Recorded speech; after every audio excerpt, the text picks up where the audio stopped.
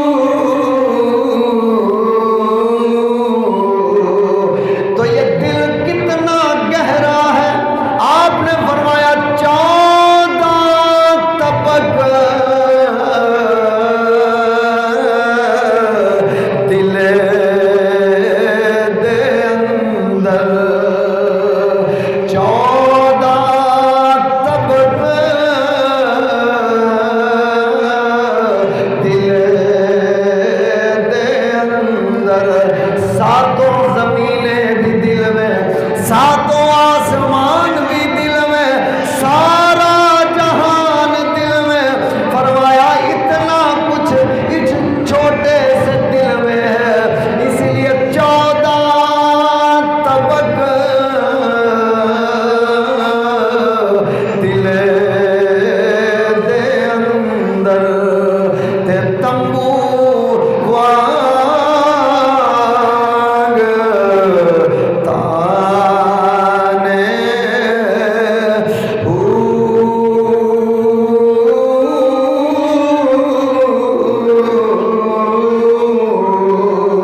تے جو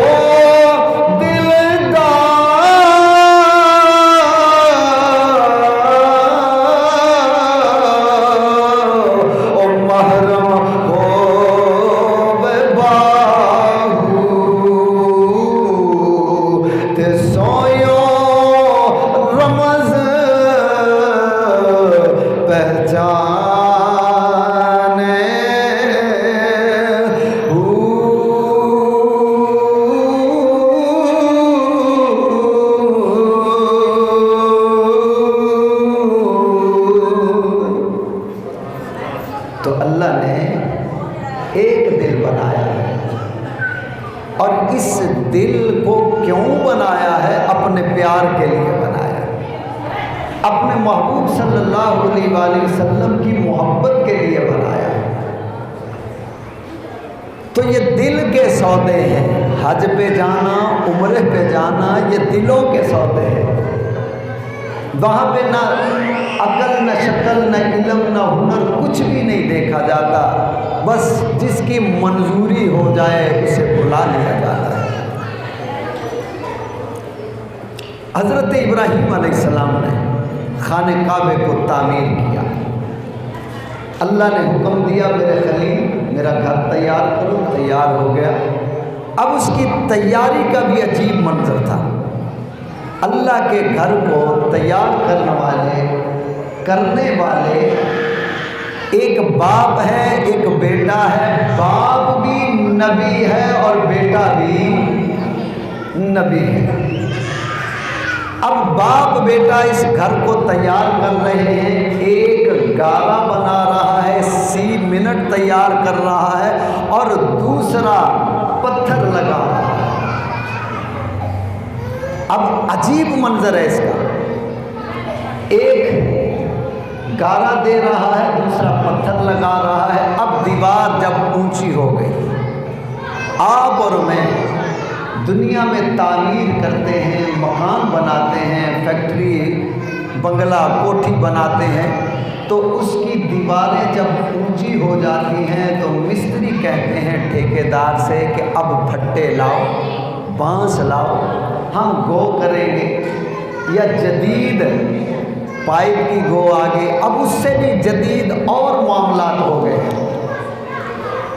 اب اس گو کی جاتی ہے، پھر مستری اوپر چڑھتا ہے، پھر اس کے بعد اوپر دیوار کرتا ہے، پھر ایک دیوار پوری ہو گئی، پھر دوسری کی طرف آتا ہے، پھر وہاں گو لگاتا ہے، پھر اوپر پروان چڑھاتا ہے، پھر تیسری طرف آتا ہے، پھر چوتھی طرف آتا ہے، اور اسی طرح اس مکان کو اٹھایا جاتا ہے۔ مگر اللہ کے پیاروں کا نظام کچھ اور ہے۔ فرمایا دنیا والو تم کچھ اور ہو، یہ میرا خلیل ہے، یہ کچھ اور ہے، تمہاری تعمیر کچھ اور ہے، میرے خلیل کی تعمیر کچھ اور ہے۔ تم دنیا میں اپنے گھر بناتے ہو یا دوسروں کے گھر بناتے ہو، یہ میرا خلیل ہے، میرا گھر بنا رہا ہے۔ اب دنیا کے گھر بنے تو دنیا کا ٹھیکیدار انتظام کرتا ہے۔ فرمایا یہ مزدور اور مستری ہمارے ہیں، ان کی گو کا انتظام ہم خود کریں گے۔ اب گو کا انتظام ہوا، اب غور کرتے جائیے گا۔ آپ نے ایک دیوار کو بنایا، جب اونچی ہو گئی عرض کی میرے مالک، میرے خالق، اب دیوار کو اور اونچا کرنا ہے، اب ہاتھ نہیں جاتا، کیا کروں؟ رب العالمین نے فرمایا میرے خلیل یہ جو پتھر پتھر ہے یہ کس کام آئے گا؟ اب پتھر کو ٹکایا گیا، ابراہیم علیہ السلام اوپر کھڑے ہیں، اب اس پتھر کے اوپر کھڑے ہو کے اب اللہ کے گھر کی دیواریں اٹھا رہے ہیں۔ اب غور کرتے جائیے گا، ہمارے مستری جب پھٹے پہ کھڑے ہوں پاؤں تھک جاتے ہیں کہ وہ سخت ہوتا ہے، اب اللہ کا خلیل پتھر پہ کھڑا ہے، اللہ نے پتھر کو حکم دیا، اے پتھر میرے ابراہیم کے لیے اتنا پیار والا نرم ہو جا، میرے ابراہیم کے پاؤں نہ تھک جائیں، میرے ابراہیم کے پاؤں کو تکلیف نہ پہنچے۔ اب آپ پتھر پہ کھڑے ہو کے کام کر رہے ہیں، تعمیر کر رہے ہیں، جیسے جیسے دیوار بلند ہوتی جاتی ہے پتھر آٹومیٹک خود بخود اونچا ہوتا جاتا ہے۔ اب اسے دوبارہ زور لگا کے اونچا نہیں کرنا پڑتا، یہ پتھر خود بخود اوپر ہو جاتا ہے۔ اب دیکھیے نیچے ایک مزدور ہے، وہ حضرت اسماعیل ذبیح اللہ ہے، اللہ کے گھر کے مزدور ہیں۔ اب جب گارا اوپر دینا تھا، پتھر کو حکم تھا جب گارا آئے تم نیچے ہو جانا، جب دیوار پہ لگانا پھر اونچا ہو جانا۔ اب پتھر بھی اللہ کے نبی کی مرضی کے مطابق چل رہے ہیں۔ ابراہیم نیچے ہو، خیال دل میں آئے، پتھر کو آرڈر نہیں لگاتے، اے پتھر تو نیچے ہو جا، آرڈر نہیں لگاتے، بس خیال آتا ہے اب ہم نے نیچے ہونا۔ پتھر خیال کی زبان سمجھتا ہے، شاید آپ نہیں سمجھتے، وہ تو پتھر سمجھ گیا کہ ابراہیم کیا چاہتے ہیں۔ عمرے کی محفل ہے، اللہ کرے آپ سب عمرے پہ چلے جائیں۔ سبحان، آپ کو آواز سمجھ آ رہی ہے؟ مائک کی آواز سمجھ آ رہی ہے؟ تو پھر میرے نال کوئی ویر ہے تو کوئی آمین آکھو، چل سبحان اللہ ہی آکھو۔ تو پتھر اللہ کے خلیل کے خیال کو سمجھ کے نیچے ہوتا ہے، خیال کو سمجھ کے اونچا ہوتا ہے۔ اب غور کیجئے گا، ہمارے مستری جب ایک دیوار کرتے ہیں، گو کو اتارتے ہیں، پھر دوسری طرف لے جاتے ہیں، نئے سرے سے اسے لگاتے ہیں، پھر دیوار اٹھاتے ہیں، پر یہ پتھر جو ابراہیم علیہ السلام کے قدموں سے لگا، اب یہ پتھر کو اٹھانے کی ضرورت نہیں ہے۔ جیسے جیسے ابراہیم علیہ السلام دیوار کو گھما رہے ہیں، اٹھا رہے ہیں، بنا رہے ہیں، یہ پتھر خود بخود گھومتا جا رہا ہے، یہ پتھر خود بخود۔ غور کرو، نبی علیہ السلام کے قدموں سے جو پتھر لگ جائے، توجہ میری طرف ہے، میری مائیں بہنیں بھی توجہ کریں، اللہ کے نبی علیہ السلام کے قدموں سے جو پتھر لگ جائے، وہ بھی اتنا علم والا ہو جاتا ہے، اسے بھی پتا ہے اب ابراہیم کیا چاہتے ہیں، وہ خود بخود گھوم جاتا ہے۔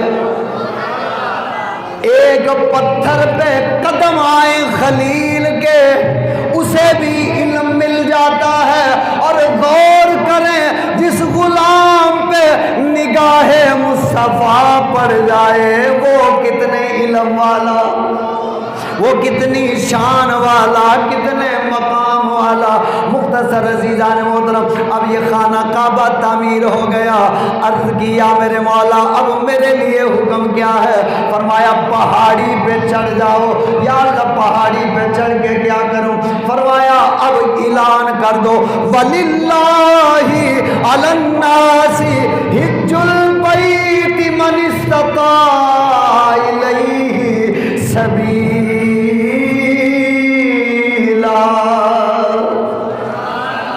رب العالمین نے فرمایا ابراہیم اعلان کر دو، میرے گھر کا آ کے حج کرو، طواف کرو، میرے گھر کا آ کے حج کرو۔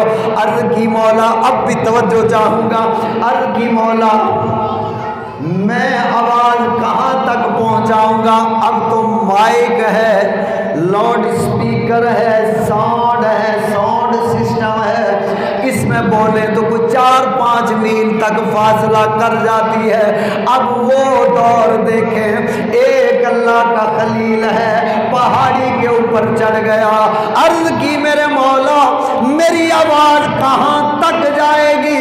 رب العالمین نے فرمایا اے میرے خلیل، آواز لگانا تیرا کام ہے، اسے پہنچانا میرا کام ہے۔